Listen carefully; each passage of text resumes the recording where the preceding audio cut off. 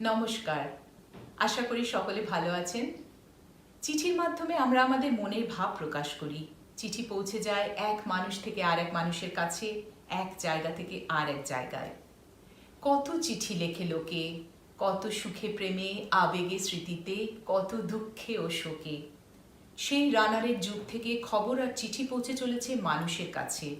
বিবর্তনের পথ ধরে আজকের বিজ্ঞান দেশকালের সীমানা পার হয়ে বার্তার স্রোতধারাকে নিয়ে এসেছে আজকের আঙিনায়। বার্তার এই চলাচল অনেকটা যন্ত্রের অনুশাসনে, হৃদয় স্পর্শ সেখানে অন্যরকম মাত্রা পায়। ইনস্ট্যান্ট মেসেজিংয়ের যুগে প্রিয়তমাকে লেখা চিঠি এক নিমেষে পৌঁছে যায় প্রিয়তমার কাছে। আমি যে তোমায় একটু আগে মেসেজ করলাম, চেক করনি? সময় এগিয়ে চলে। ছোটবেলার প্রেম, হঠাৎ কাউকে ভালো লাগা, মন ছুঁয়ে যাওয়া, তার সাথে আলাপ আর কিছু মধুর সময় কাটানো, তারপর রূঢ় বাস্তবের সঙ্গে চলতে চলতে সেসব পুরনো দিনের কথা শুধু স্মৃতিতেই থেকে যায়। যোগাযোগ কখনো অবশ্য থেকে যায় চিঠির মাধ্যমে। পুরানো সেই দিনের কথা সে কি ভোলা যায়? এখন খুব মনে পড়ছে সেই কলেজ জীবনের কথা, কলেজ জীবনের প্রেম আর প্রতীক্ষার দিনগুলো। কেমনভাবে একে অন্যের উপর অধিকার জারি করার দুঃসাহস।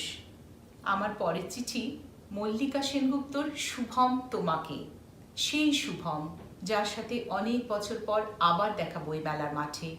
মাঝে কেটে গেছে এক যুগ, অনেক অনেক বছর। শুভম, তোমাকে অনেক দিন পর হঠাৎ দেখেছি বইমেলার মাঠে। গত জন্মের স্মৃতির মতন, ভুলে যাওয়া গানের মতন, ঠিক সেই মুখ, ঠিক সেই ভুরু, শুধুই ঈষৎ পাক ধরা চুল, চোখ মুখ নাক অল্প ফুলেছে, ঠোঁটের কোনায় দামি সিগারেট। শুভম, তুমি কি সত্যি শুভম? মনে পড়ে সেই কলেজ মাঠে দিনের পর দিন কাটত, কিভাবে সবুজ ঘাসের মধ্যে অন্তবিহীন সোহাগ ঝগড়া। ক্রমশই যেন রাগ বাড়ছিল।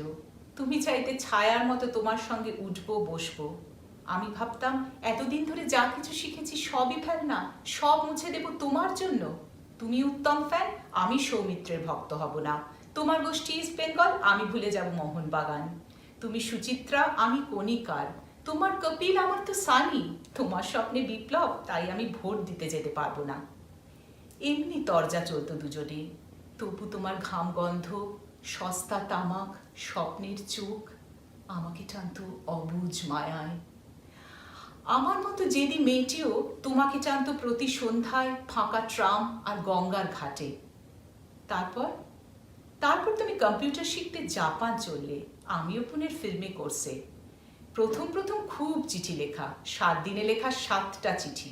ক্রমশ কমল চিঠির সংখ্যা, সপ্তাহে 1, মাসে 1টা, 9 মাসে, 6 মাসে, 1টা বছরে একটাও না, একটাও না। ডাকবাক্সের বুক খাঁ খাঁ করে, ভুলে গেছি কতদিন হলো, তুমিও ভুলেছ ঠিক ততদিন।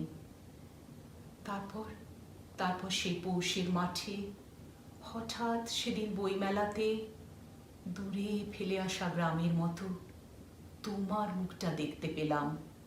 শুভম, তুমি কি সত্যি শুভম? শুভম, তুমি কি সত্যি শুভম? আশা করি শুভমের কাছে পৌঁছলো আমার এই চিঠি। আর আপনাদেরও ভালো লাগলো পুরনো স্মৃতির পাতা থেকে খুঁজে বার করা এই চিঠির লেখাগুলো। এবার বিদায় নেবার পালা। পুরনো স্মৃতিকে পিছনে রেখে সামনের পথ যে হেঁটে যেতে হবে। কবির ভাষায় তাই বলে যায়, তোমারে যা দিয়েছিল সে তোমারই দান, গ্রহণ করেছ যত, ঋণী তত করেছ আমায়। হে বন্ধু, বিদায়।